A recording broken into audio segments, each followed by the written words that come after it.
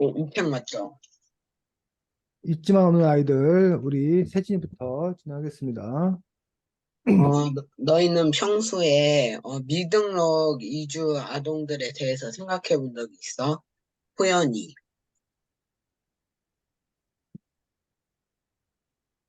호연아, 하랑이, 하랑이 목소리도 안 들리네? 들려? 아니요? 세진아? 안 안 들려? 들리요. 아, 들려, 이제. 됐다. 나는 평소에 불법 체류자는 정도는 알고 있어도 미등록 이주 아이들은, 잘 몰라가지고, 잘 음, 몰라. 나도 평소에는 미등록 이주 아동들이라는 존재가 존재한다는 것도 몰랐고, 그냥 우리나라 사람들만이 한국에서 살아간다는 생각을 많이 가지고 있었어서, 이런 미등록 이주 아동들에 대해서 새롭게 알았어. 호연아, 들리니? 선생님은요? 네, 뭐, 보통 이제 우리가 불법 체류 노동자, 뭐, 불법 체류 노동자의 뭐그 문제에 대해서는 좀, 생각을 하고 있었지만, 특별히 뭐, 그들의 자녀의 문제라던가, 미등록 이주 아동에 대한 어떤 그런 문제는 거의 사실은 생각을 해본 적이 없습니다. 그래서 부모가 그냥 문제가 있으면 그 아이, 뭐 자녀가 있을 거라 생각 못 했고, 자녀가 있다 하더라도 부모 때문에 뭐 학교에 못 가고 뭐 이런 딱한 사정이 있다는 얘기 정도만 들었지, 이렇게 미등록 이주 아동에 대한 어떤 그런 본격적인 고민이라든가 관심은 사실 없었습니다. 음. 너희는 이 많은 아이들의 이야기들 중에 어떤 사람의 이야기가 가장 기억에 남았어? 하랑이, 잠시만 이따가 해도 될까? 어, 호연이. 네 목소리가 안 들려 그랬대. 아, 들려? 말해 그냥.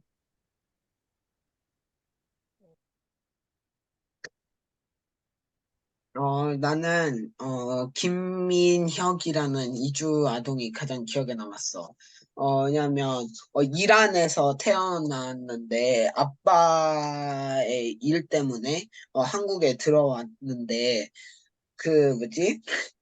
종교가 기독교로 자기가 잠시 기독교를 믿게 됐는데 그것 때문에 박해를 받고 이래서 이의 신청을 했고 그 과정에서 자기가 비자가 없다는 게 밝혀지고 이러면서 한국을 2주 안에 나가라는 명령을 들었다고 하는 이 김민혁 사람을 위해서 그 친구들이 팻말을 피켓을 들고 그렇게 항의해주고 맞서 싸우는 그런 모습이 멋있어 보였어서 나는 김민혁 이주 아동 이야기가 가장 기억에 남았어.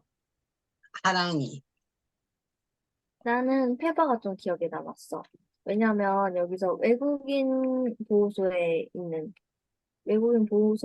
있는 거를, 있는 이야기를 들어봤는데 되게 충격적이어서 되게 놀랐어. 호연아 할 수 있어? 선생님은요?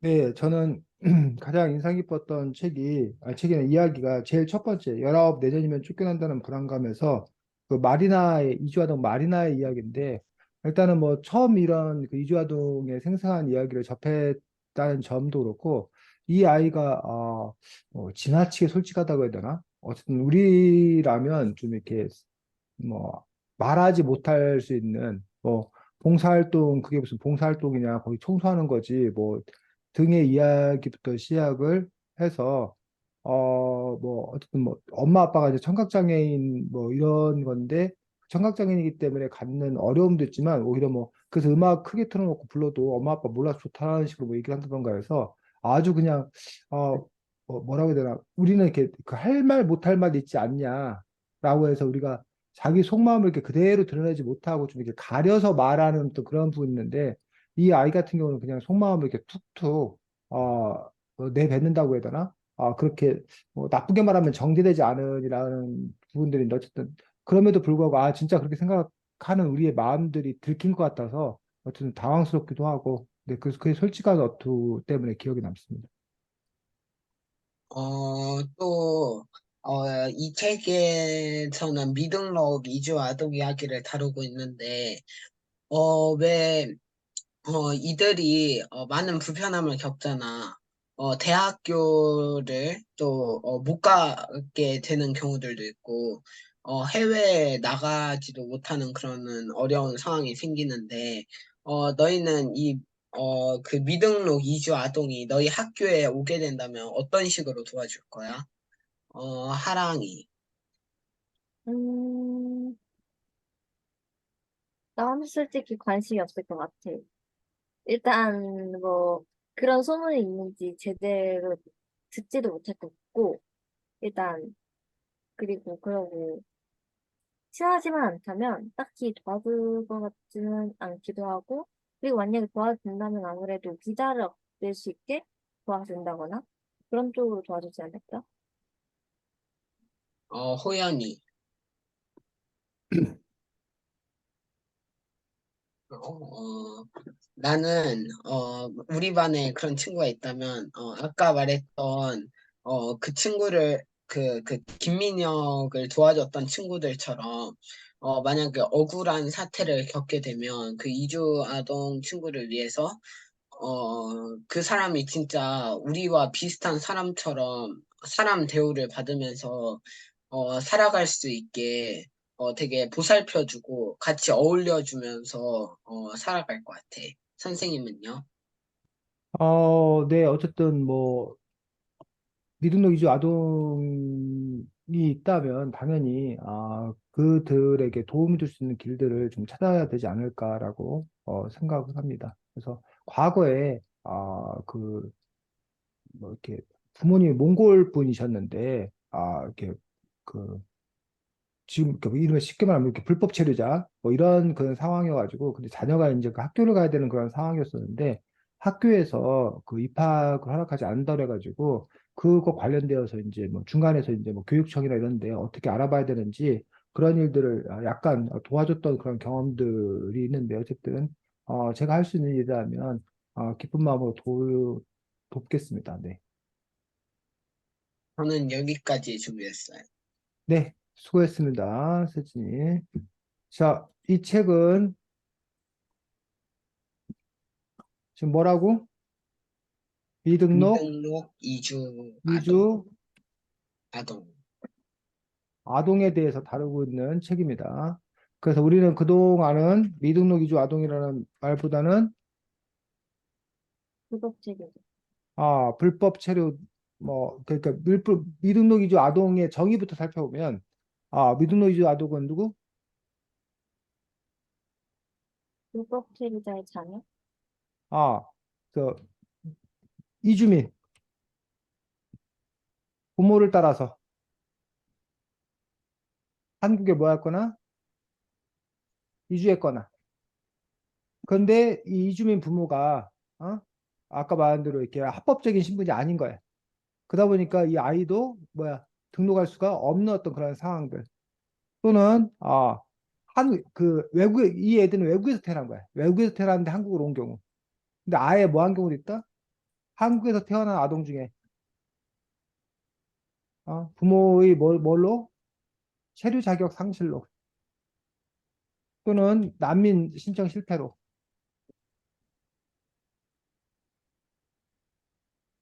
쉽게 말해서 체류 자격이 없는 아이들 이런 아이들을 보고 미등록 이주 아동이다라는 거예요. 그러니까는 만약에 이제 아, 그 부모가 그러니까 공식적으로 우리나라에 비자를 받고 왔거나 그런 그 합법적인 신분이 유지된다면 그렇게 해서 태어난 아동이라면 특별히 뭐 미등록 이주 아동이라 볼 수가 없는 거지. 데려왔거나 뭐 했거나. 근데 이제 부모의 체류 자격이 문제가 있는 거야. 부모의 체류 자격이. 뭐 비자가 만료됐거나 노동비자가 만료돼서 원래 돌아가야 되는데 안 돌아오고 있는 어떤 그런 상황이거나 우리나라에 난민을 신청하기 왔는데 난민이 받아들이지 않아가지고 현재 머물고 있거나 그런 사람들의 자녀들 자녀들. 근데 그것들이 한국에서 태어났건 외국에서 태어나 한국에 왔건 관계없이 미등록 이주 아동이다라는 거예요. 근데 한국에서 태어났는데도 왜 그 아이가 미등록 이주 아동이냐? 여기에는 바로 이른바 국적법, 국적. 우리가 누구를 한국 사람으로 할 거냐라는 분에서 우리 한국은 뭘 택한다? 어려운 말로 뭘 택한다고? 속지주. 속지주의. 속지주의가 뭐야? 아, 우리나라는 속지주의가 아니구나. 다르네. 속인주의. 어? 속인주의라고 해서 우리나라는 그 사람이 어디에 뭐 했냐? 속했냐? 라는 걸 택해. 즉, 부모의 뭐에 따라서? 역, 국적에 따라서 자녀의 국적이 결정된다. 즉, 한국 사람이 낳은 자녀만이 뭐야? 한국 사람이야. 한국 사람이 낳은 자녀만이 한국 사람이야, 우리나라는. 반대로, 미국, 어, 캐나다, 뭐 호주, 오스트레일리아지, 오스트레일리아. 이런 나라들은 속지주의를 택해. 속지주의는 이 지금 땅, 그 땅이 어디냐? 즉, 아이가 뭐한 곳? 태어난 곳이 어디면? 미국이면 미국 시민이야. 캐나다면 캐나다 시민이야. 호주면 호주 시민이야. 즉, 그 부모가 누구냐가 중요한 게 아니라 그 아이가 뭐한 곳이 역, 태어난 곳이 어디냐라는 분에서 속지주의를 택한다는 거예요. 우리나라는 이 속지주의가 아니라는 거예요. 그러니까 아무리 한국에서 얘가 태어나도 그 아이는 뭐가 아니야? 한국인이 아니야. 부모가 한국인이 아니면 외국인이면. 됐니? 네. 우리나라는 이렇게 속인주의, 그 부모가 누구냐를 택하고 있는 어떤 그런 부분들 볼 수가 있습니다. 자, 그래서 어쨌든 체류 자격이 없는 어떤 그런 아이들, 이렇게 우리가 이제 미등록 이주 아동이라고 얘기하는 그런 부분을 볼 수가 있습니다. 그래서 그 부분에 대해서 이야기하고 있고, 뭐 옛날 말로는 불법 체류 아동이겠지. 불법 체류 아동, 불법으로 체류하고 있는 아동. 근데 이제 왜 불법 체류 아동이라는 표현을 안 쓰고 미등록 이주 아동이라는 표현을 쓰는 거야? 써야 된다. 이 저자는 주장을 하는 주장. 왜 불법 체류 아동이라는 말 대신에 미등록 이주 아동이라는 말을 써야 된다고 이 저자는 주장하고 있는 거야.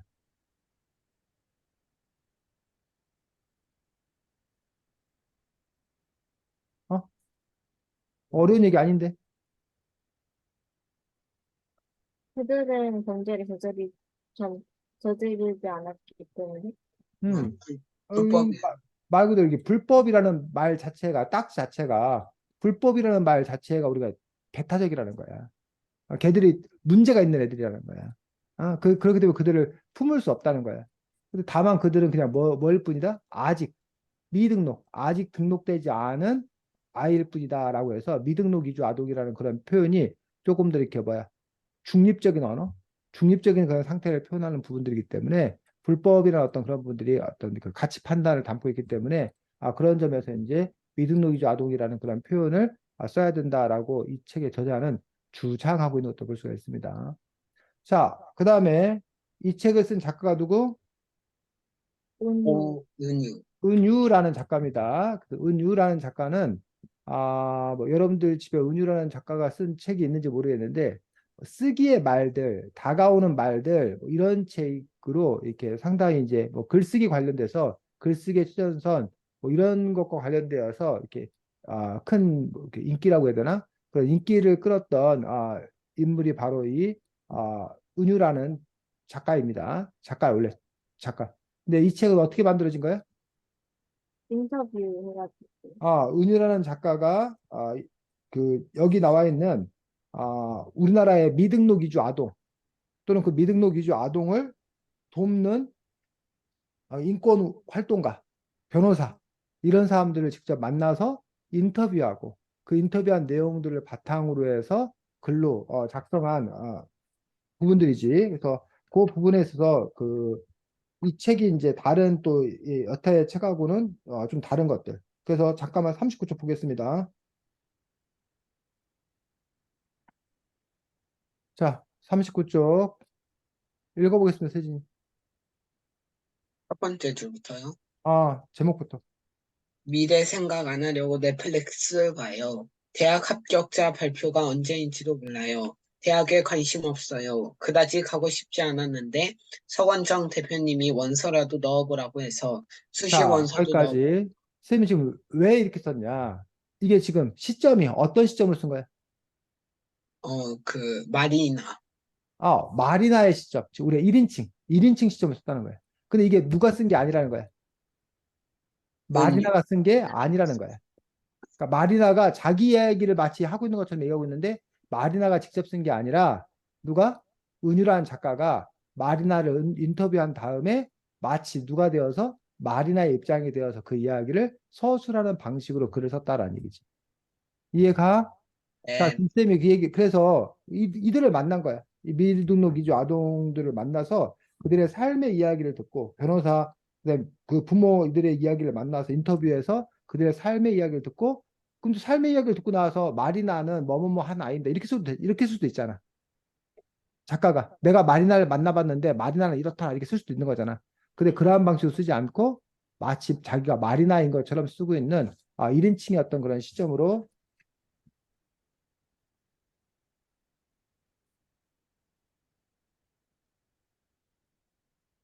글을 작성하고 있더라. 자, 그래서 여러분들이 선택의 기회를 주겠습니다. 1번. 다음 주 글쓰기 과제야. 네. 1번은 이 은유 작가의 방식대로 여러분들이 주변 인물을 뭐 한 다음에 검색. 인터뷰한 후에 어? 바로 이렇게 1인칭 그 주변 인물의 시점 1인칭 시점에서 글을 뭐 하는 방법? 작성하기. 요걸 여러분이 해도 좋고 수험은 사실 이렇게 했으면 좋겠어요, 여러분이. 주변 인물 인터뷰한 후에 1인 시점에 그 작성하는 그런 작업, 그런 활동을 해봤으면 좋겠어. 근데 만약 여러분들이 여기 어렵거든. 주변 인물 인터뷰할 인물이 마땅치 않아요. 그래서 이게 부담스러워요. 라고 한다면 또 하나의 방법은 여기 지금 요, 이 책에 나온, 어? 읽지만 없는 아이들 책에 나온 인물 한, 한 명을 골라서, 그냥 누구의 여러분의 시점으로 쓴 글쓰기. 그러니까 여러분이 지금 이 글을 읽고 그 인물에서 알았잖아. 그럼 이제 세진이나 하랑이가 여기 나와 있는 인물의 정보를 바탕으로 해서 이 인물에 대해서 여러분들이 다른 시점으로 글을 써보는 그런 작업을 할 수 있을 거라는 얘기지.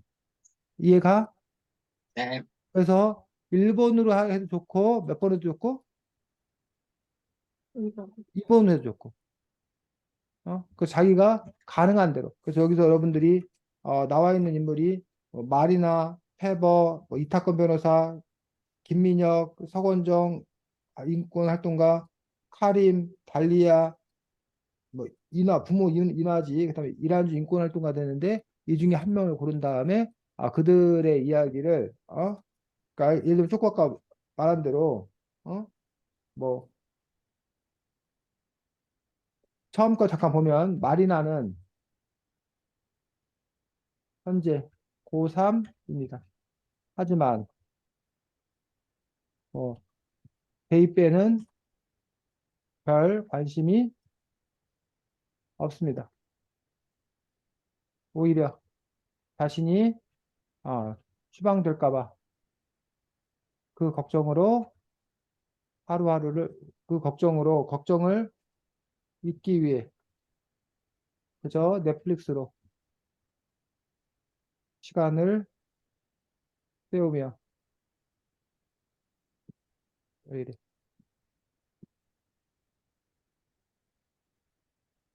왜 갑자기 멈추지? 뭐 이런 식으로 시간을 때우며 뭐 불안을 견뎌내고 있습니다. 지금 선생님 목소리 들려? 네. 그런 식으로 여러분들이 뭐 할 수 있다는 거야? 글을 작성할 수 있다는 거지. 이해가? 네. 그래서 여러분들이 두 가지 방식들 중에 어떤 방식으로 할 건지 정해줘 아니면 지금 여기서 정해 아니면 그냥 선택할 거야. 다시 한 번만 보여주세요. 얘는 어디 갔어? 소연이가 사라졌네. 잠깐만. 호연이가 정씨인가?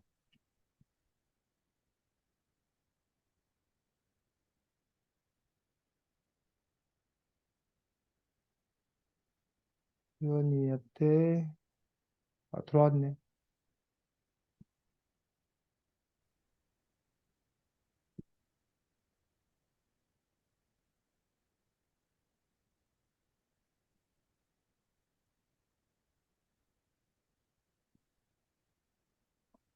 얘가 왜 계속 이래? 안 먹어. 그래서 지금 이렇게 보이긴 해? 네.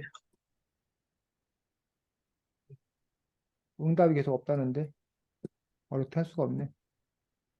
그래서 어쨌든 이게 주변 인물 인터뷰하는 1인칭 시점에서 글을 작성하거나 아니면 잊지마 없는 아이들 책에 나온 인물 한 명을 골라갖고 여러분의 시점으로 바꿔서 글을 다시 작성을 해보거나 그래서 두 가지 시점들 중에 한 가지를 여러분들이 선택해서 그 과제를 하면 됩니다. 넘어가. 잠깐만요. 어, 호연아 설명 다시 했는데 들었어?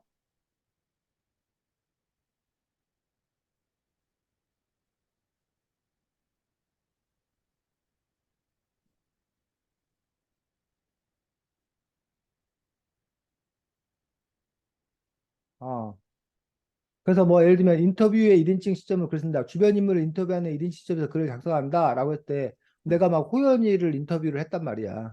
어? 그럼 호연이를 인터뷰했으면 뭐 나는 수요일마다 뭐 온라인으로 친구들을 만난다. 그런데 가끔 컴이 말썽을 일으켜서 뭐 접속이 안 되는 경우가 있다. 선생님은 그런 나를 의심하지만 사실 억울할 뿐이다. 컴이 말을 안 듣는 걸 어떻게 하겠는가? 그래도 참 다행이다. 게임할 때는 컴퓨터가 말썽을 불러일으키지 않아서. 뭐 이런 식으로 이제 자기가 글을 작성할 거란 얘기야. 근데 그거는 내가 호연이를 뭐 한 다음에 인터뷰한 다음에 누구의 입장에서 호연이 입장에서 그 글들을 쓰는 거란 얘기지. 요게 이제 1번 방식. 자기 주변의 인물을 인터뷰해서 쓰는 방식이고 2번 방식은 이 책에 나와 있는 것들 중에 한 인물을 골라서 자기가 그 인물의 방식이 아닌 여러분이 그 3자의 방식으로. 뭐 세진이는 얼마 전까지 농구 선수를 꿈꾸던 아이였습니다. 근데 뭐 물론 이게 이제 3자 입장에서 쓰는 건데, 근데 이제 그 여러분이 그 있는 인물이 아니라 요 책, 요 책에 있는 내용들을 바꿔서 쓰는 그런 작업을 여러분들이 해보라는 얘기지. 요거 같은 경우는. 됐어? 자, 다 됐으면 하랑이 순서로 넘어가겠습니다. 너희들은 불법 체류자에 대해서 어떻게 생각해?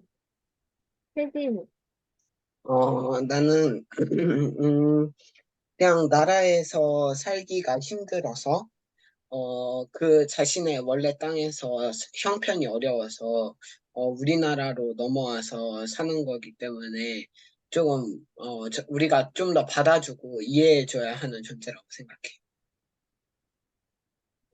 나는 불법 체류자는 물론 지금 우리나라 이 책에서는 진짜 비자를 받기가 우리나라가 좀 힘들다고 되어 있긴 한데 그래도 어 사- 그래도 이거를 처벌을 해야 되는 문제라 생각해. 왜냐면 우리나라 악국도 법이라고 우리나라에 왔으면 우리나라 법을 지켜야 된다고 생각을 하는데 그리고 우리나라는 자국민의 우선시를 해야 되잖아. 그런데 불법 체류자를 막 다 받아주면은, 물론 안 그런 사람도 많은데, 그 중에서도 그냥 다 오라고 하면은, 그 중에서도 뭐 이상한 사람, 살인마나 강도나 뭐 그런 불법을 저지르는 사람이 우리나라에 와가지고 불법 체류를 할 수 있는 요소가 있어. 그래서 나는 아무래도 불법 체류자는 확실히 처벌을 해야 된다고 생각해. 근데 우리나라가 좀 비자를 받기가 힘든 건 사실이라고 생각해. 소연이 할 수 있어?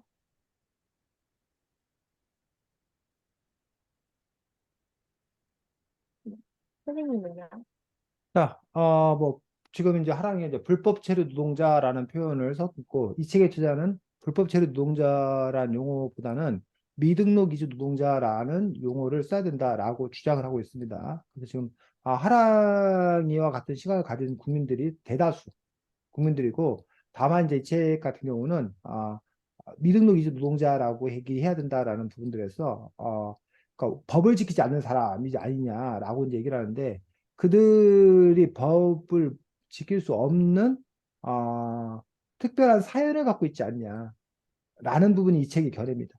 그러니까 뭐 예를 들면 뭐 세시도 아까 얘기했는데, 뭐 그들이 자기네 나라에서 일자리를 구하기 힘들어서 더 많은 돈을 벌기 위해서 우리나라에 와서 일을 한다. 진실이야. 근데 또 하나의 진실은 우리나라에서 일할 사람을 마땅히 구하기 힘들어서 값, 좀 싼 값에 우리가 하기 싫은 어렵고, 더럽고 위험한 그런 일들을, 우리나라 사람들이 하기 싫어하니까, 그러니까 외국의 값싼 노동력을 데려다가 그들에게 뭐 한 거야? 그 일을 하게끔 하는 거야. 그러니까 우리한테 뭐 하는 사람이 우리에게 뭐 하는 사람이야? 그 사람들이 필요한 사람이야. 어? 그 예를 들면 요즘에 우리 농촌 또는 그 바다에서 그 물고기 잡는 어부들, 이런 거에, 그다음에 중소기업들, 소기업들, 이런 곳에 음식점들, 음식점에 뭐 설거지하고 뭐 이런 그런 일을 힘든 일하는 그런 분들 중에 아, 외국인 이런 이주 노동자들이 없으면 굴러가지 않는다는 거죠. 우리나라. 그러니까 그렇게, 근데 이제 그 사람들이 근데 우리나라에 오는 과정에서 이른바 브로커, 중간에 그걸 알선해주는 그런 브로커들한테 돈을 내고 우리나라에 온다는 거야. 오고자 하는 사람이 많다 보니까. 그러다 보니까, 그리고 이제 이게 왔는데 뭐 원래는 뭐 3년이면 3년 이렇게 그 기간 동안에 일하고 이제 돌아가면 되는데, 문제는 일하고 돌아갔다가 다시 그걸 받아서 오고 이러는 과정이 사실은 별로 이렇게 비용이 너무 많이 든다는 거야. 비행기 값이라든지 중간에 브로커한테 알선료를 준다든지, 이렇게 되었을 경우에는 그들이 충분히 우리 한국에 오는 것들이 매력적이지 못하다는 거예요. 그런 점에서 이제 그들 입장에서 또 자기들이 어떤 그런 한국에 와서 고생하는 만큼 그거에 대한 대가를 받기를 바라고, 그러면 이제 자기들 입장에서는 이런 비자가 연장되기를 바라는 거예요. 근데 비자가 연장이 안 되는 거예요. 그렇게 되었을 경우에 이 사람들이, 그래도 그럼 너희들이 뭐 해라? 법은 법이니까, 약속은 약속이니까 돌아가라 라고 하는 게 맞는 말이긴 하지만, 또 한편에서 보면은 너무 가혹한 일 아니냐라는 그런 견해가 있고, 그래서 그들 중에 일부는 이제 그냥 눌러 앉고 그 감수하겠다는 거야. 잡혀서 걸리면 쫓겨나고, 그렇게 쫓겨나면 아예 우리나라에 들어오지를 못해. 그런데도 불구하고 어 다시 못 들어온다 하더라도 들키지 않는 그때까지는 자기가 돈을 벌어서, 그래서 어느 정도 그 상황이 정리되어야 자기 나라로 돌아가겠다, 뭐 이런 사람들이 있다는 거지.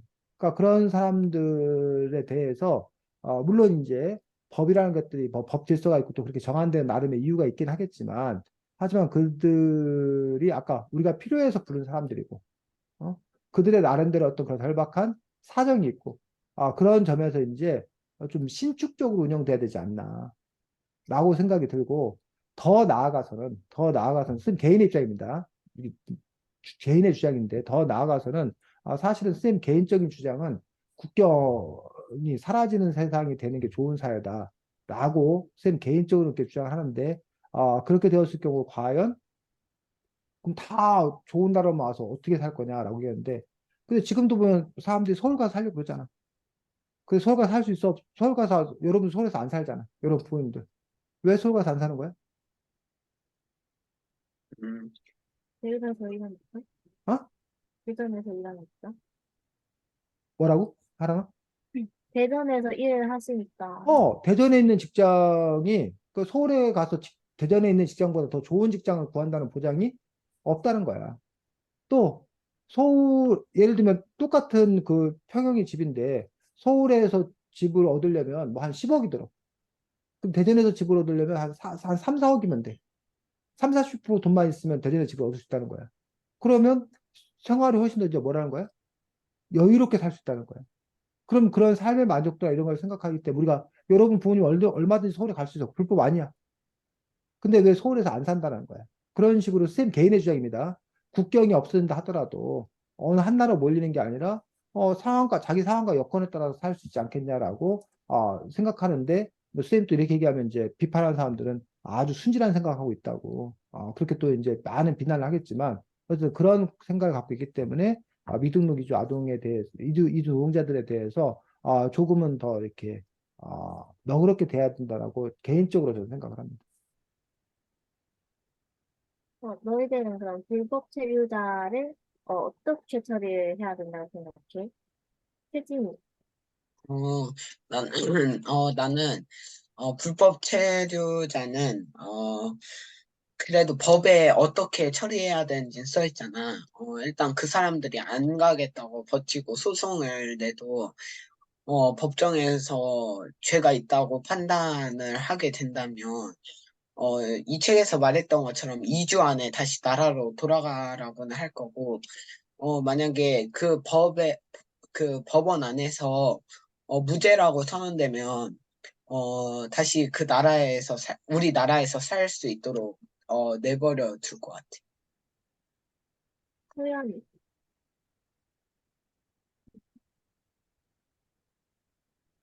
그러면 나는 일단 불법체류자 세린이처럼 일단 내보내긴 내보내야 된다고 생각해. 근데 여기서 이 책에서 보니까 우리나라가 되게 비자를 연장받거나 그러기 되게 힘들다고 묘사되어 있었단 말이야. 그렇기 때문에 이런 부분에서 제도 개편이 필수적으로 필요하다고 생각해. 일단 우리나라가 노동력이 매우 부족한 것도 사실이고, 그리고 우리가 하고 있는 것들도 모두 그 외국인 노동자들이 필요한 일들이 많다 보니까, 특히 직종, 업종 같은 경우에도. 그렇기 때문에 나는 아무래도 제도 개편과 동시에 불법 체류자를 확실하게 잡아들이는 것 또한 필요하다 생각해. 선생님은요?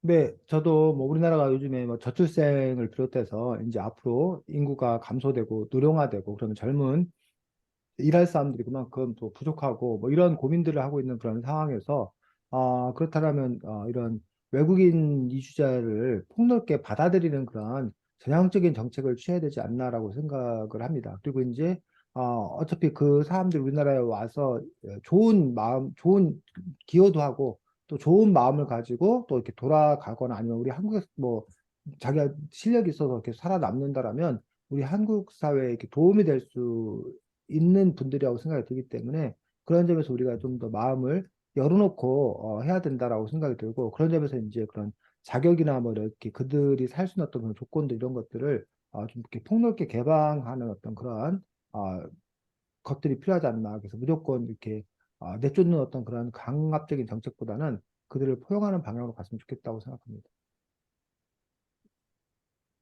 그러면은 불법 체류자의 아이들, 그러니까 미등록 위주 아동들에 대해서는 어떻게 해야 된다고 생각해? 세진, 다시 한 번만 말해줄 수 있어? 이 책에서 다루고 있는 미등록 위주 아동에 대해 어떻게 해야 된다고 생각해? 어, 나는, 그냥, 법원에서 그냥, 어, 판단을 내려주면 좋겠어. 딱 이 사람의 그 상황을 듣고, 딱 우리나라에 완전히 와야만 하는 상황이었다. 아니면 안 와도 되는데, 뭔가 자신의 이익 때문에 왔다. 이거를 명확하게 조금 구별을 해줘서, 우리나라에 남아서, 남게 해줄 것인지 아니면, 해외로 다시 나라로 돌아가게 할 건지를, 조금 그 사람의 의도를 파악해서, 돌려보낼지 말지를 결정하면 좋을 것 같아. 소연, 홍현아, 너 지금 상태가 어떤 상태야? 뭐 들리고는 있는 거야? 뭐야? 마이크도 꺼져 있고 화면도 꺼져 있고 아무 반응도 없고 어, 화랑이 진행해? 나는 일단 미등록 위주 아동들은 일단 불법을 저질렀다고 생각하지 않아. 왜냐면, 일단 우리가 옆에 신생아를 안고 강도짓을 저지른 사람에게 를 보고 그 실생활을 보고 공범이라고 보통 하지는 않잖아. 그냥 동시에 있었을 뿐이라고 생각하지. 응. 공범이라고 생각하진 않잖아. 그래서 나는 일단 그 아이들은 무죄라고 생각을 하고, 그리고 뭐 이 아이들은 아무래도 중학교 적당한 시기에 아무래도 본국으로 돌아갈 거냐는 의사를 한번 물어보는 게 좋을 것 같아. 그리고 이 아이들은 특정한 기준을 정해서 우리나라의 국민으로 인정할 수 있는 제도를 만들면 좋을, 선생님은요?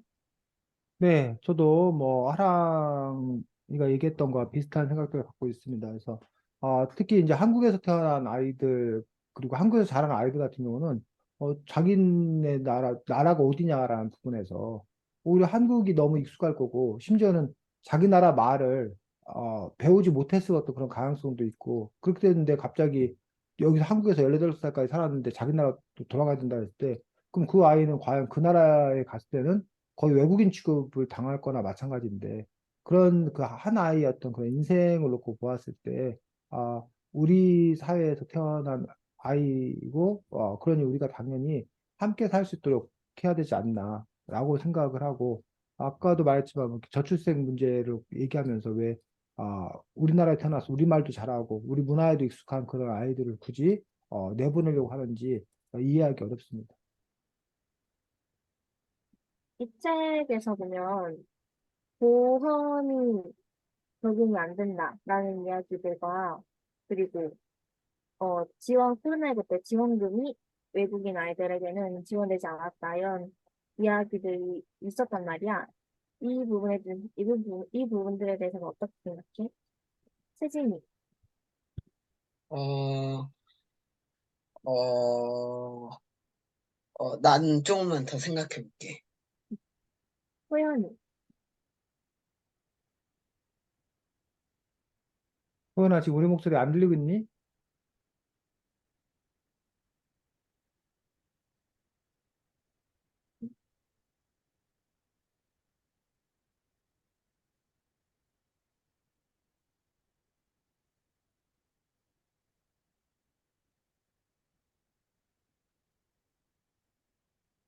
안 들리는데 지금 뭐 하고 있어, 그러면?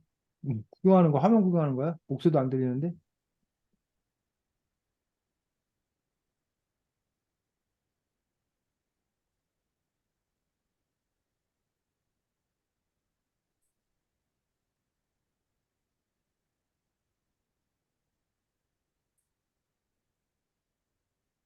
사랑이 진행해?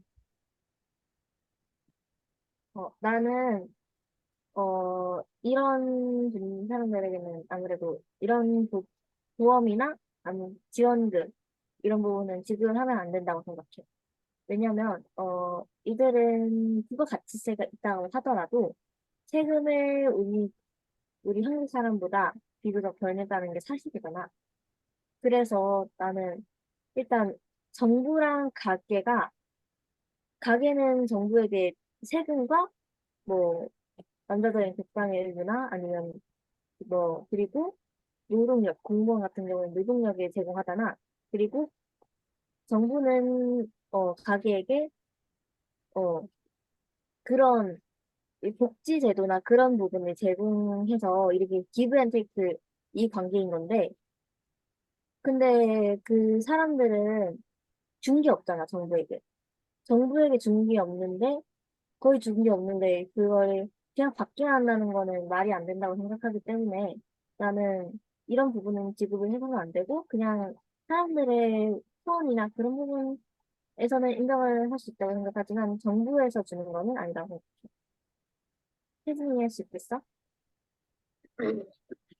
나는 기부와 보험 정도는 좀 들어줘야 된다고 생각해. 왜냐하면 이 미등록 이주 아동들이 이렇게 다치면 보험이나 이런 안전 이런 것들이 없기 때문에 이 책에 나오는 많은 아이들이 운동을 잘 했던 친구도 있었는데 그런 운동 선수들이 많이 다치다 보니까 그런 병원비가 많이 나오는데 보험이 없다 보니까 원하는 운동은 하지도 못하고 어쩔 수 없이 공부를 해야 되는 그런 상황이 오게 되니까 어, 그 편한 자신이 원하는 그런 일을 하지 못하는 상황이 만들어지기 때문에 나는 그 미등록 이주 아동들이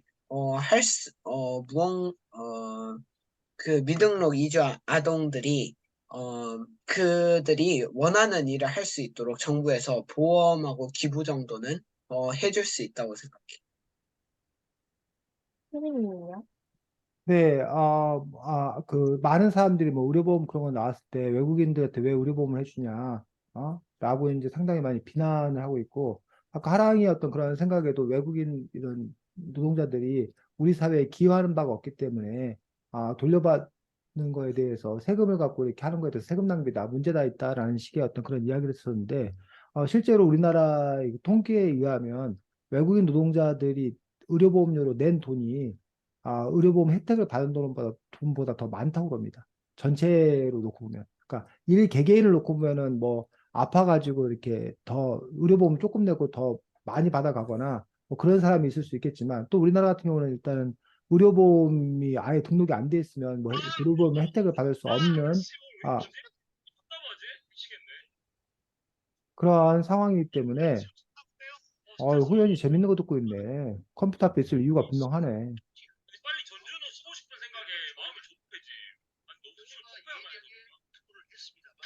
호연아, 당황스럽지? 어?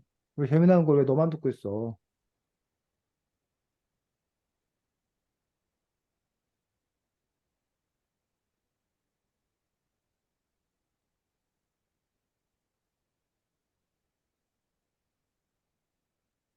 호연아, 독수리 수업한다고 해놓고, 그렇게 다른 방송 재밌게 듣고 있을 거면 뭐, 여기가 그냥 너 뭐 숨는 데야, 부모님 눈길로부터?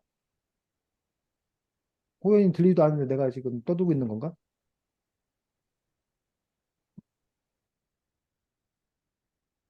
자, 그, 그래서 실제로는 어쨌든 그게 외국인 노동자들이 우리 사회에 그들도 다 보험료도 내고 세금도 낸다는 얘기지 실제로. 그들이 와갖고 뭐 월급 200만 원 받으면 월급 200만 원을 그냥 그대로 다 받는 게 아니라 세금 띄고 뭐 연금 뭐 들어갈 거 다 띄고 그리고 낸다는 거야. 그러니까 그들도 이 사회 구성원으로서 자기 어떤 그런 의무를 이렇게 지혜 뭐, 하고 있다는 거지. 그래서 이제 코로나19 지원금 같은 경우에도 이제 외국인들에게는 어떻게 할 거냐라는 부분에서 나라마다 좀 다르긴 하는데, 그 외국인이라 하더라도 어쨌든 간에 장기간 있는 사람들은 그 사회의 구성원 공동체라는 거지. 그러니까 우리가 과거에 이제 지금도 마찬가지로 국가, 국민 이런 개념만을 중요시 여기는 것들이 아니라, 그러니까 우리나라 국민인데도 국민이지만 외국에 나가 있어 그 사람이. 그럼 코로나19와 관련돼서 그 사람은 코로나19 우리나라의 코로나19와는 직접 관련이 없잖아. 그럼 그 사람에게 지원금을 줘야 되는지, 아니면 실제 그 코로나19 상황에서 우리나라에 와 있는 외국인에게 코로나19 지원금을 줘야 되는지, 라는 부분에 있어서 지금의 어떤 많은 사람들의 생각은 우리나라 지금 이 땅에서 우리가 같이 호흡하고 같이 사는 사람에게 그런 지원금을 지급하는 게 더 낫지 않냐. 그래야 우리가 그 공동체를 이루어서 사는데 도움을 받을 수 있지 않냐라는 그런 주장들이 있고, 저도 개인적으로는 그런 주장에 동의하는 편입니다. 그래서 지금 현재 우리가 같이 살아가는 그런 사람들을 더 중요하다라고 생각합니다. 이거 다 했어. 호연아 마이크 잘 들려 이제. 우리 목소리 들리니? 네. 호연아 이렇게 문제를 해결하라고. 어? 다행히 호연아 소리도 안 들리는데 멍하니 뭐 하고 있나 했더니 알고 봤더니 알아서 자기 좋아하는 방송 듣고 있고 아주 현명해. 그나마 호연이가 멍청하지 않아서 다행인데 어? 근데 그러면 안 되지 호연아. 네가 독서교실 수업하러 갔으면 수업을 어떻게든 잘할 생각을 해야지. 어? 자, 하랑이 진행해. 이거 다 했어. 수고했습니다. 그래서 하랑이가 아주 이렇게 중요한 여러 가지 문제들에 대해서 얘기를 했고, 하랑이는 또 하랑이 나름대로의 그런 그 자기 주관과 가치관을 갖고 있는 거야. 그 선생님이 이제 뭐 세진이가 뭐 서로 이렇게 반대되는 생각을 했었는데 그게 옳고 그르고의 문제일 수도 있지만 어쨌든 서로 다른 생각일 수도 있고 어떤 이렇게 이야기해 가는 과정에서 자기의 생각이 좀 바뀔 수도 있는 거고 아니면 자기의 생각을 오히려 다른 사람에게 설득시킬 수도 있는 거고 뭐 어쨌든 그 사안 사안마다에 대해서 입장은 서로 좀 다를 수도 있다고 생각합니다. 자, 호연이 진행하겠습니다. 호연아,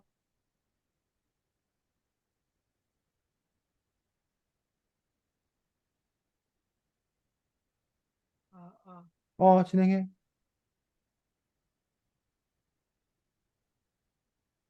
진행하라고, 호연아.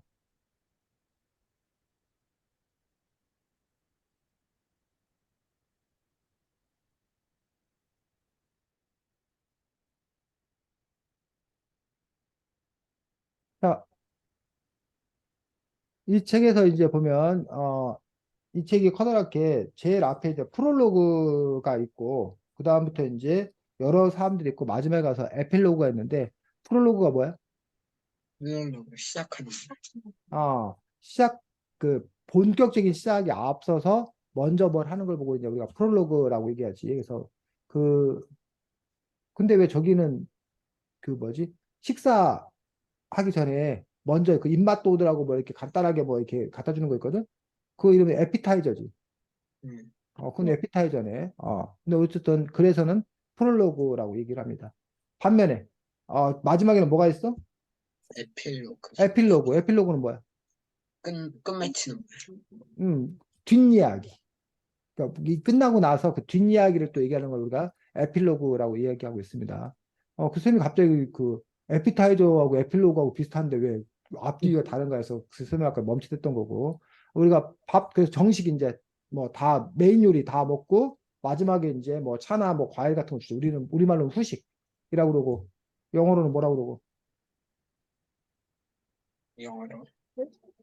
디저트. 디저트. 디저트 준다고 그러지. 그래서 이제 보통 이제 요리가 그렇게 구성이 되어 있듯이 책에 따라서는 책도 이제 이렇게 에필로그, 그다음에 그 시작 전에 그 분위기 잡는 것들, 그다음에 이제 본격적인 시작들, 그다음에 이제 그 뒷이야기, 못다한 뒷이야기 해가지고 에필로그에 이렇게 이런 식으로 이제 이 책은 배치되어 있습니다. 그래서 이 책은 사실은 프롤로그가 이 책 전체의 내용을 요약 정리해준 어떤 그런 느낌이 있어.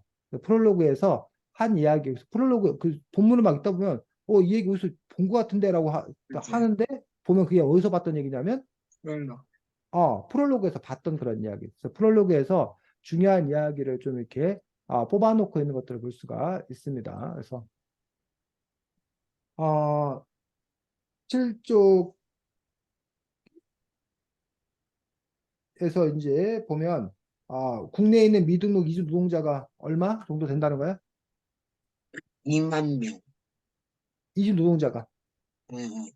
20에서 30만 명. 20에서 30만 명. 근데 이게 이제 언제적 통계인지 모르겠습니다. 그래서 아마 이 책이 출판된 당시의 통계가 아닐까 싶습니다. 그래서 이 책이 출판된 연도가 저기 뒤에 한 보면 2021년, 그러니까 뭐 한 2년밖에 안 됐지. 그래서 미등록 이주 노동자가 20에서 30만 명이기 때문에 뭐 정확한 그 추계가 안 되는 거지. 그리고 그의 아동들이 자녀들이 얼마? 2만 명. 2만 명 정도의 자녀가 있기 때문에 사실 이게 적은 수는 아닌 거지. 그냥 2만 명이나 있다고 그러니까 선생님도 이제 깜짝 놀랐습니다. 이렇게 많은 아이들이 미등록 이주 아동으로 되어 있는 건가라는 부분들. 그래서 근데 이 과거에는 그래서 그 아이들이 뭐 숨어 있고 뭐 이렇게 문제가 있는 줄 알았어. 근데 최근에 우리나라의 법이 조금 바뀌어가지고 여기 밑에서 셋째 줄, 7쪽의 밑에 셋째 줄 뭐라고 돼 있어? 유엔 아동 권리 협약에 이거에 학습권이 주어져 고등학교까지는 다닐 수 있다. 고등학교까지 다닐 수 있는 거야. 그래가지고 어떤 일이 벌어졌냐면 예전에는 그러니까 그 뭐 이렇게 어떤 사람이 뭐 30살인데 우리나라 가지고 이제 뭐 미등록 뭐 이주 노동자가 됐어. 저 처음에 이제 등록돼서 왔겠지. 아니면 뭐 이런 경우도 있어. 심지어는 처음에 우리나라에 관광을 목적으로 여행 비자를 관광 비자를 받고 와. 들어올 때는. 근데 관광 비자를 받고 올래는 뭐 해야 되는데 돌아가야 되는데 안 돌아가는 거야. 이번에도 그 잼버리 잼버리 알아? 네, 그 스카우트들이 네. 이렇게 모여가지고 이렇게 대회를 여는 그 잼버리 대회 전 세계 각지에서 왔는데 잼버리 대회 왔던 사람들 중에 몇십 명이 안 들어가고 있어, 자기. 그리고 그냥 우리 한국에 머문 거야. 그러니까 그러면서 이제 난민 신청한 경우도 있고 아예 사라진 경우도 있고 이런 사람들이 다 이제 뭐가 되는 거야? 미등록 이주 노동자가 되는. 우리나라에서 사실은 일을 하려면 비자를 받아요, 비자. 노동 비자를 따로 받아야 돼. 비자가 학업을 하는 비자가 있고 무슨 뭐 이렇게 노동하는 그런 비자가 있고 무슨 관광 비자가 있고 이렇게 비자를 받아야 되는 거야. 그래서 우리나라 같은 경우는 우리나라 여권이 그 아주 세계에서 뭐 이렇게 2, 3등 하는 그런 여권이라고 그래. 2, 3등 하는 여권이라는 게 우리나라 여권만 있으면 거의 전 세계 모든 나라를 거의 대부분의 나라를 다 갈 수 있고 그다음에 이제 그 관광일 경우지. 근데 이제 우리나라도 이제 그 나라에 가서 이제 뭐 할 때는 일을 해야 될 자기가 일을 한다거나 사업할 때는 특별한 허가를 받는다는 거예요. 허가를.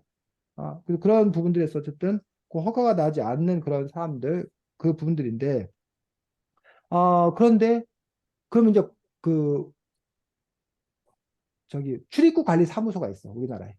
그 출입국 관리 사무소 직원들이 요 사람들을 뭐 하는 거야? 추적해가지고 잡아서 그 사람들을 뭐야? 강제 추방한단 말이야. 추방 조치를 취한다는 거야. 근데 이제 그 이들한테 잡히면 그냥 추방 당해야 됐었어. 근데 요즘에는 잡혔는데 추방을 안 당할 수 있어. 뭐가 있으면 음, 비자? 자녀가 있어. 아, 자녀가 있어. 자녀. 자녀가 있으면 그럼 그 자녀만 놓고 갈 수 없잖아. 자녀를 데리고 가야 되는데 나 자녀를 놓고 갈 수 없다. 그래서 원래 그 자녀는 18세까지는 우리 한국에서 교육을 받을 수 있는 어떤 그런 권리가 있다는 얘기예요. 그럼 이제 그 부모는 우리 이 자녀를 뭐 해야 된다는 이유로 돌봐야 돌봐야 된다는 이유로 있는 거야. 그럼 우리나라에서는 그건 또 뭐 해줘? 봐줘요. 봐줘. 인정을 해줘. 그러면 그 애가 태어나서 18년 동안이면 그 부모가 18년 동안 우리 한국에 있었다고 생각을 해봐. 그럼 거의 뭐야? 한국 사람이랑 한국인. 마찬가지일 거 아니야. 그럼 그 사람 입장에서는 한국의 문화가 너무 오히려 더 익숙할 거란 얘기야. 오히려 자기 나라들보다. 또 그런 사람한테 과연 돌아가라고 해야 되는지 또는 18년 동안 그 뭐야? 한국에서 자란 그 아이 심지어는 그 아이들 중에는 자기 나라에 한 번도 뭐해? 못 가본 아이들도 있어. 괜히 나가면 다시 못 돌아올까 봐. 어? 그런 아이들 같은 경우가 과연 그 나라에 가서 잘 적응하며 살 수 있는지에 대해서 이 책에서 이제 문제를 제기하고 있는 거고. 그러면 또 이제 하랑이와 같은 입장을 갖고 있는 사람들은 사실은 18세까지 그 아이를 교육해줘라 라고 한 것들이 사실은 뭐야? 호의야, 호의. 좋은 뜻으로 어린이의 권리를 보여준다는 뜻으로 하는 건데 사실은 그 사람들이 아이를 빌미로 해서 내가 합법적인 비자 받지 않고도 내가 거기서 계속 한국에 머물겠다라고 어떻게 보면 악용하는 거잖아, 악용. 근데 악용을 해놓고서는 나중에는 또 18년 동안 이렇게 쉽게 말하면 우리가 봐준 건데 그동안. 근데 봐줬더니 이제는 못 나간다 뭐 이런 식으로 하면은 그럼 처음부터 내쫓으라는 얘기냐. 라는 식의 그런 또 뭐에 반론이 나올 수 있다는 얘기지. 그런 점에서 이제 이것들이 결코 사실 이렇게 쉽지 않은 어? 그런 또 이렇게 문제점, 난점들을 또 이렇게 포함하고 있는 것들을 볼 수가 있습니다.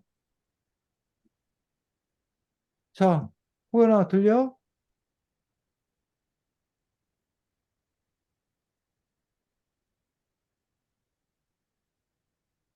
도대체, 아니, 컴이 뭐, 맨날 왜, 뭐, 들렸다, 안 들렸다, 네 마음인 거야. 컴 마음인 거야, 도대체. 아, 잘 들려? 호연아, 예, 진행해? 예. 진행해? 그래서 그 질문을 만들어 보지 못해가지고.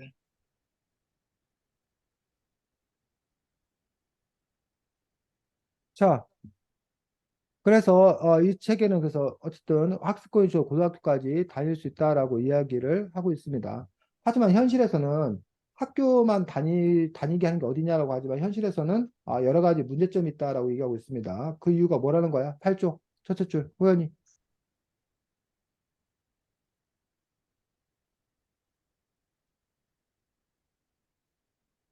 유해 등록번호가 없어서다. 그것은 본인 명의 핸드폰 개통이 어렵고 청와대에 견학을 가서 들어가지 못하고 봉사 사이트 1365 자원봉사 포털에 가입하지 못하고 역사 골든벨 우승을 해도 한국사 능력 검정 시험에 응시할 수 없다는 뜻이다. 그렇지. 자, 그래서 우리나라는 기본적으로 이게 주민등록번호라는 게 다 있잖아. 지금 하랑이, 호연이, 세지 다 주민등록번호가 있잖아. 그런 주민등록번호를 가지고서 다 인증을 하는 그런 시스템이라는 얘기야. 근데 이 미등록 아동 같은 경우는 그런 것들이 부여가 되지 않는다는 거야. 그러다 보니까 자기를 증명할 길이 없다 보니까 그래서 이 책의 제목이 있지만 없는 아이들인 거야. 호연아, 왜 제목이 있지만 없는 아이들이야? 주민등록번호 없어가지고. 근데 그러니까 있지만 없는 아이들이라는 뜻이 뭐냐고. 있지만은 뭐고 없는은 뭐냐고. 이, 그 있지만 현실에서 있다는 뜻이고, 음, 없다는 뜻은 그 주민등록번호 없다고. 음. 있지만 우리 한국에 살고 있지만 우리 한국에 존재하지만 없는 아이들이라는 거는 한국에서는 사실은 그 사람들이 주민등록번호가 없기 때문에 존재하지 않는 것처럼 취급한다는 거예요. 그러니까 그림자처럼 취급한다는 거예요. 너네 학교에서 뭐 왕따 시키는 경우에 그 애가 학교에 나왔단 말이야. 근데 그 애가 뭐 말을 걸어도 대답도 안 하고, 그러면 그 애는 사실 있지만 뭐야? 없는 아이 취급을 당하는 그런 문제가 있는 거잖아. 바로 이 미등록 이주 아동들이 그러한 그 상황에 처해 있다. 라는 어떤 그런 부분들. 그다음에 아까 말한 대로 졸업한 이후에 바로 이제 추방당할 수 있기 때문에 그 실존의 불안이 더 커진다. 그래서 여기 있는 아까 마리난가 그 아이도 남들은 대학 시험 준비하는데 자기는 대학 시험 준비에 대해서 그걸 걱정할 게 아니라는 얘기야. 걱정할 수 없다는 거야. 당장 내가 여기 한국에서 계속 살 수 있는지 살 수 없는지 그것도 모르는 그 상황에서 문제가 된다라고 얘기하고 있습니다. 그 외에도 또 12쪽에 보면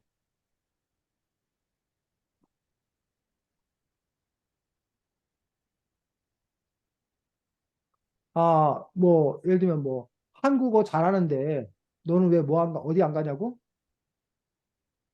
근데 카리나한테 군대 안 가냐고. 어? 군대 안 가냐고 해서 그 국민으로서의 의무잖아. 국방의 뭐 납세 의무. 근데 왜 그들이 군대 안 가는 거야? 신체 건강한데. 불법 체류자에서 뭐라고? 불법 체류자에서 한국 국민이 아니기 때문에.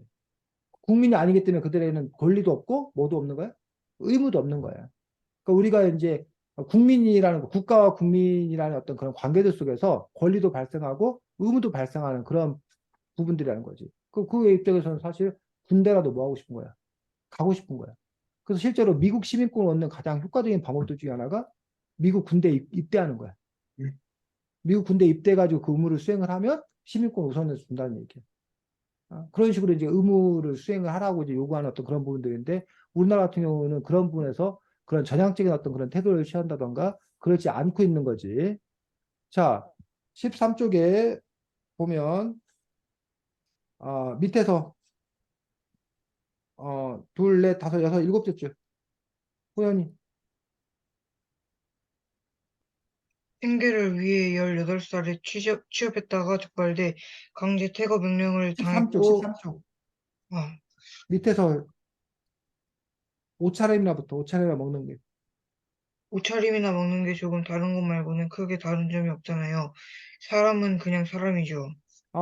요건 이제 누구? 달라이라는 아이가 한 말이야. 히잡을 쓰고 다니는 달라이라는 아이가 한 말들. 그래서 이제 하랑이. 달리야 해요. 달리야, 미안해. 달라이라고 그랬어요, 님이. 남의 이름 막 험들어 바꿨네. 신바가 그렇게 얘기했어. 신바가 미안해. 자, 달리야 만나면 미안하다고 얘기해줘. 자, 달리야가 그렇지 이슬람 종교인가 보지. 그러다 보니까 이제 히잡을 쓴 어떤 그런 부분들, 돼지고기를 먹지 않는 그런 부분들이 약간의 차이가 있는데 특히 우리나라 같은 경우는 반이슬람 정서가 너무 강하다 보니까 거기다 이제 플러스 더 이제 그 사람들이 고통받는 그 부분들을 볼 수가 있습니다. 그래서 그런 점에서 이제 이들이 어떻게 살아야 하는 건가라는 그 부분들 16조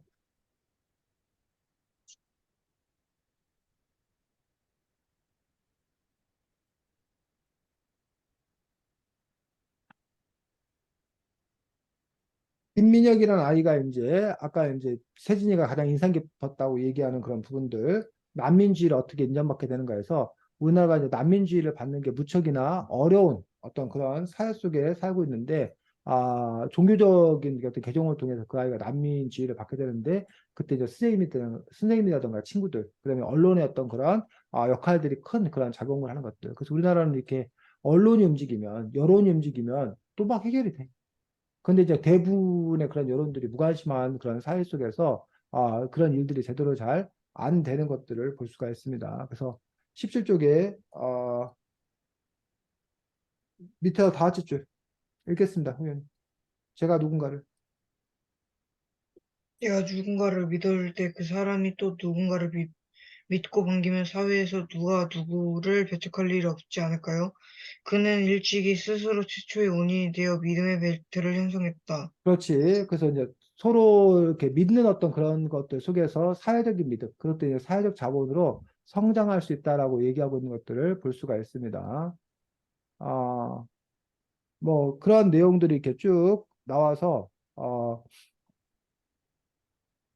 그들이 미등록이지 노동자로서가 아닌 우리가 함께 살아가는 사람들, 노동자, 세입자, 소비자, 신자, 공동체의 이론이라는 것들을 구체적인 그런 부분들로 자신들이 표현되는 그런 사회가 바람직한 사회다라고 얘기하고 있고, 선생님이 그 철학자 니체를 알고 있는데 보통 니체 하면 사람들이 제일 많이 얘기하는 게 뭐 신은 죽었다 뭐 이런 얘기 뭐 한 자라투스는 이렇게 말했다라는 책을 쓴 그 니체인데 니체가 이제 이웃을 사랑하라는 도덕 법칙을 전복해 보다 먼 이웃을 사랑하라고 말했다라고 해서 이 책 제일 앞에 프롤로그가 이제 먼 타인의 아이를 사랑하라라는 그런 식. 그래서 이제 나 가족, 그다음에 우리 민족, 우리 지역 이런 식으로 우리는 이제 가까이 있는 사람에게 마치 자석처럼 자석은 가까이 있는 건 확 끌어당기고 멀리 있는 건 힘을 못 미치잖아.